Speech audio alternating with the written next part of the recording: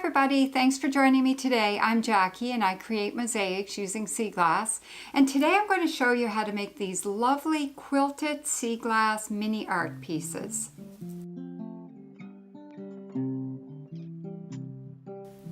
So if you joined me for my last video, you would have seen how I take one of my designs and I use two different mediums. I'll take a design and I'll make a piece out of sea glass, and then I'll make a piece out of quilting because I love sea glass. I love sea glass art, but I also love quilting and quilt art. So what I'm going to do today is I'm going to show you how I've combined my love of quilting with my love of sea glass, and I've made all these really lovely mini art pieces. And what they are is I just do a little quilted piece and then I put some sea glass and shells and pebbles on them. And they tend to be beach scenes. Even in my quilt art, I make mostly beach scenes because my heart belongs at the beach, I have to admit it. The thing I like about these cards is that I've made them so that you can write on the back of them. So they also act as greeting cards, because if you noticed, I did a previous video on making greeting cards out of my photos of the beach and photos of my sea glass art. So this, when I get tired of giving those for cards, these make lovely little cards, but they're also kind of gifts because I can take one, I make them in 4x6, and then I can frame them like this in a 4x6 frame. After you give it to somebody, they can have a lovely little piece of art to put on the wall. And I also make them in 4x7. Here's an example of one, 5x7. Here's an example of one of my 5x7s, and if I frame that, it makes a lovely little art piece. So I've got my quilting and a few little shells, a few little pieces of sea glass, and they're quite lovely. And then I also make them in 8x10. And they're all fairly different. As you can see, this one is quite different from my other ones. But it also can be framed, and then you've got a lovely little art piece. So I'm going to show you the process that I use to do that, and then I'll show you a number of pictures of some of my finished pieces, and I hope it'll be really inspirational for you. So I've come up to my sewing room here, and I'm going to show you two examples of how to make these postcards. So what I need for the first one, I cut a piece of batting that's size 4x6, 4 inches by 6 inches. And I've cut a piece of fabric that I'm going to use for the background. This one I'm going to make a bit of an underwater scene. And this is kind of a pale bluish fabric that looks like underwater to me. And I have cut a piece of sandy looking material to put at the bottom. So this is like the sand at the bottom of the ocean. And this is fabric that has fusible web on the back. So I'll put that there. And then I've cut 3 rocks, and these are all cut from fabric that have fusible web on the back as well. So I'm going to put these 3 rocks at the bottom of my postcard. I'll just arrange them like so. And I'm going to just iron that on there because the fusible web will make it stick. And then I can sew it. So the other thing I need for the backing, I have this Pellon. It's kind of thick, stiff stuff that you get at the fabric shop. It's iron-on one side and the other side is blank. And this I'm going to add to the back after I finish my front because it'll make it nice and stiff. And the other thing I have is I've cut a piece of light colored fabric that I can mark on that's also 4 inches by 6 inches. So I'm going to iron that on the side that has the fusible bit on it for my backing.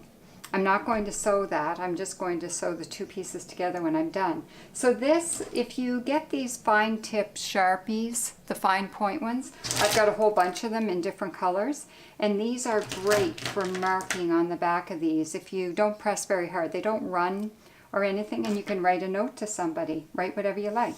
So I'm just going to take this over to the ironing board and press it.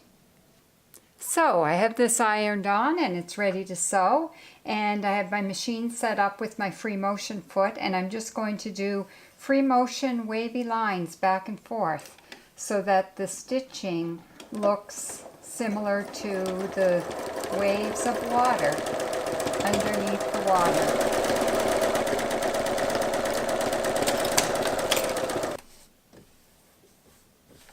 So I used a pale blue thread for the water part, and I'm going to change my thread to a tan thread for the sandy part.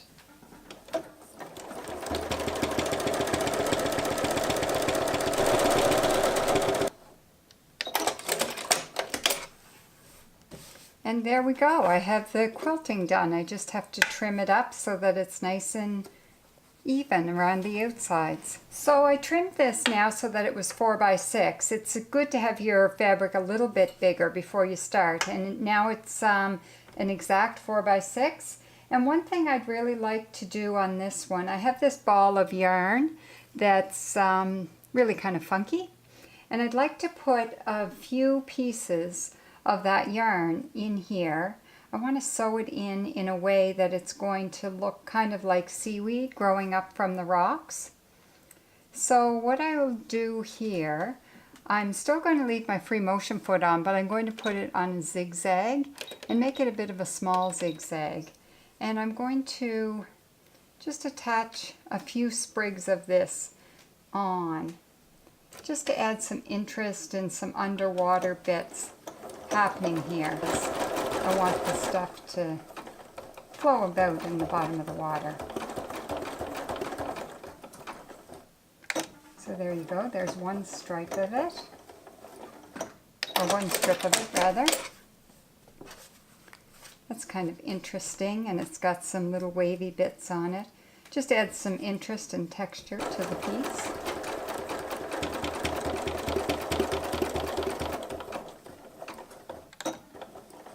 There we go.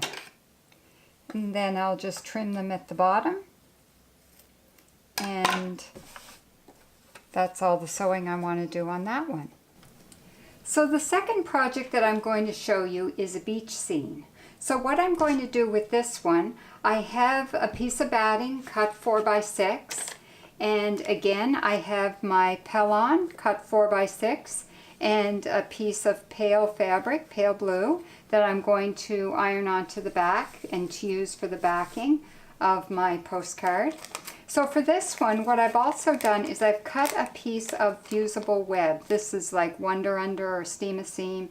And I'm going to actually fuse this onto my batting. And what I do is I just take the iron and I press that, and then I peel the paper off, and then that makes this batting sticky.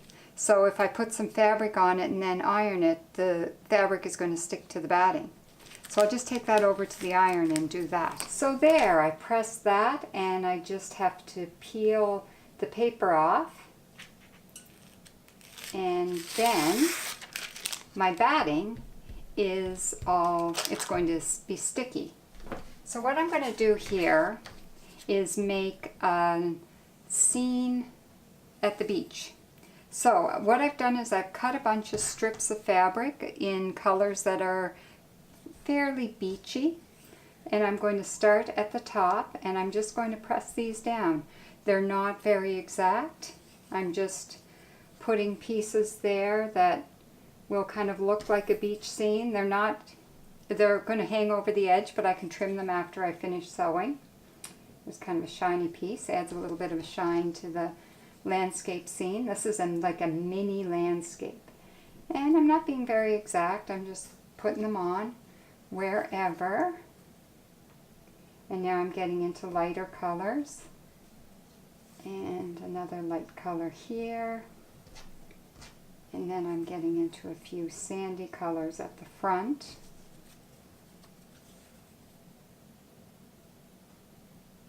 And as you can see, not all of this is going to stick on the sticky bits, but enough if it's going to stick that it'll hold it in place while I sew it. And it's all kind of hanging over the edge, but after I sew it, I'll trim it. I don't want to trim it yet. So now I'll just take that to the ironing board and press it, and it'll be ready to sew. So I took this to the ironing board and I pressed it, and there's enough stickiness from the fusible web that parts of each strip is stuck to the batting, but not the whole thing. So the rest will get stuck down after I do the stitching on it. So I have my free motion foot on, and I have some tan colored thread, so I'm going to use that to do the sandy part. So I'll just use free motion lines back and forth to sew those all together.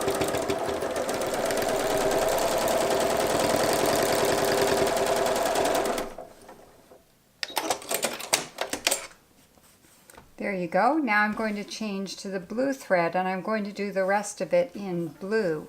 So I'm just going to again use the free motion stitch and just basically do some wavy lines back and forth.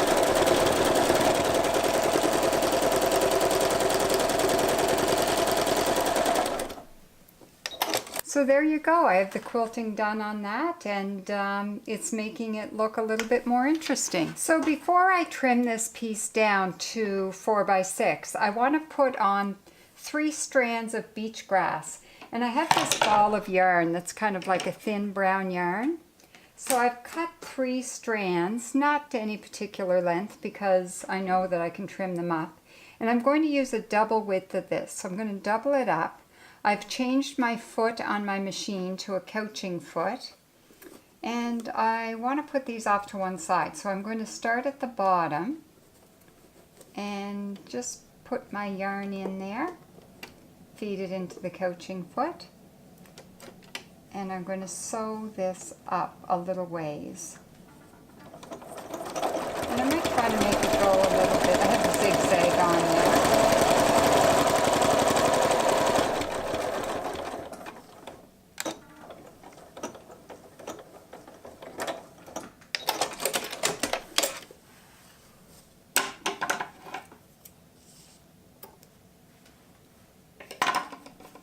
And there you go. I have my beach scene with my beach grass blowing in the wind. So I have these 2 little pieces finished.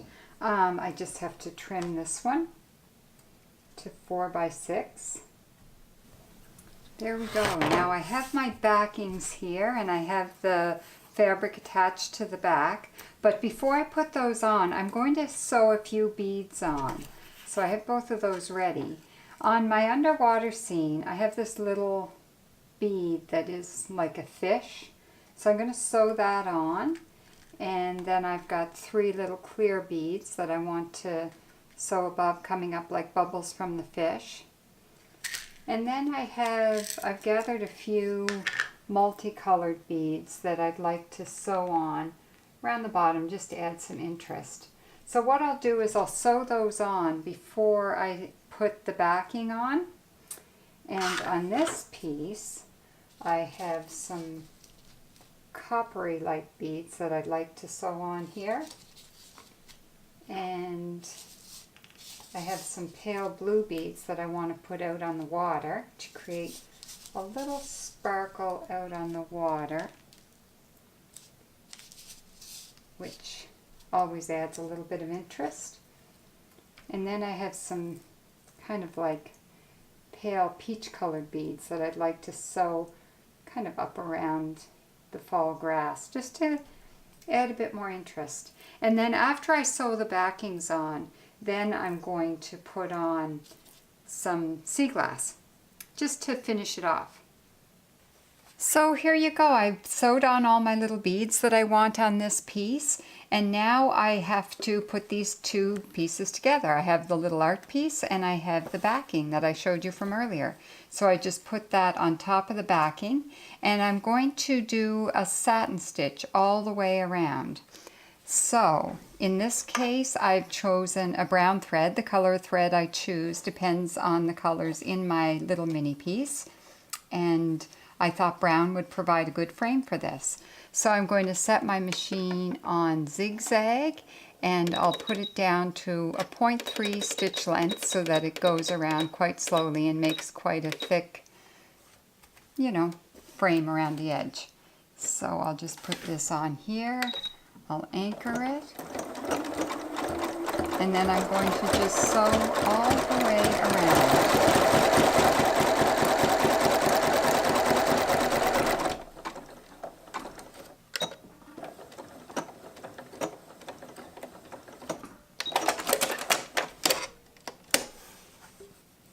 So there you go.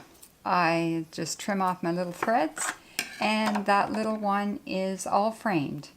Now I'm going to do the same thing on this little piece. I have the beads all sewn on this one, and now I just have to put the frame on this one, and I think the brown frame is going to work well for this one as well.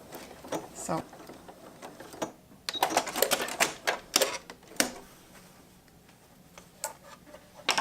there, I'll just cut off the little loose threads, and that's my mini underwater scene. So I finished sewing my 2 mini beach pieces, and if you see, if I flip them over, I can write on the back of them. So I'm going to take one of these fine-tipped Sharpie markers and just sign my name to the bottom. I usually sign my name to them because it's a piece of art, and you should always sign your name to a piece of art. This one's the same. And if you use these fine-tipped Sharpies, they work really well on this fabric. And because I've used the stiff Pellon underneath, they're nice and stiff. They've got some weight to them. Now, to combine my love of quilting with my love of sea glass, what I'm going to do is glue a few pieces of sea glass and shells and pebbles on these, just to make them even a little bit more beachy. So I'll start with this one. I have this shell picked out that I wanted to put on. Now for glue for this, I do sometimes use this Well Bond. It dries clear, so I find it works well. So this is good, or you can use fabric glue. But for today, I think I'm going to use my silicone. I'm partial to it. I use it for a lot of things. I just want to show you another option there. For this, you can get away with glue or fabric glue because you're working with fabric. So I'm going to put that little shell there, and I think I'll add a little, have some little red pebbles too. I think I'll put a little red pebble on because it's the bottom of the ocean, so it can kind of feel more like the bottom of the ocean if you have some actual rocks there. And I'm going to pick out a few pieces of sea glass. Here's a nice, I use my small ones for this because it is a small project and you don't want to have a whole ton of big chunky pieces of sea glass here. In fact, I think that piece is a bit too big. I'm going to take that off and put this small little aqua piece on instead. I'll just wipe the silicone off that. And I think I'll put on a little piece of green because I like green. I'm just going to stick it wherever. I have a bunch of beads there, so I'm having to fit these in around the beads. And the silicone will set after a little while, and then these will all be ready to go. And I think I'll put a small brown piece. And with the beads and a little pebble and shell and a few pieces of sea glass, to me it gives it a really nice kind of underwater feel. And I have this funky yarn here that gives you a feeling of seaweed under the water and little fish. Now my seascape piece, I have this really cool shell here that I want to put on this one. And it's kind of white so it stands up. I want to put it over on this side. A little messy with my silicone there. So that's where you like to have your toothpicks handy. Wipe off any of that excess stuff. It won't make a mess, it'll be fine. And I also have a few pebbles here that I wanted to use. I have this little caramel pebble, which kind of looks good on the brown sand. And then this little pebble that has a little stripe in it. Cool little thing. I don't know about you guys, but I find so many cool little pebbles at the beach. I just can't leave them behind. They are too neat. A little piece of white sea glass there. Green piece over here, just even on top of my little grasses there. You might find you need a little bit more silicone when you're gluing to fabric, because the fabric tends to absorb the silicone a bit, especially where it can be a bit moist. I'm going to put this brown one on there as well. And I think I'll add a tiny little blue piece right here on top of that white piece. There, I think that looks good. So as you can see, the sea glass part of this isn't a very big bit, but it just makes this tiny little quilted piece a little bit more beachy in my mind. And I quite like them. So thanks very much for joining me today and seeing how I made these two lovely little quilted sea glass mini art pieces. Now I've got two little gifts that I can give to people, and all I have to do is I can take my Sharpie marker and write a note to somebody on the back, and I can give it to them for a birthday or a just thinking of you gift, whenever I want something to give to somebody. And then they can frame it like this, and they'll have a lovely little mini art piece that they can put on the wall or do whatever they want with it, and it'll remind them of being at the beach, which is the key. We always need reminders of how lovely it is at the beach when we can't be there. So if you have any questions or comments about that, let me know. I know quilting is a little bit different than what I usually do in these videos, so if you need any more information on that, I will do my best to help you out. So, thanks very much. Hope this has been inspirational. And until next time, happy sea glass hunting.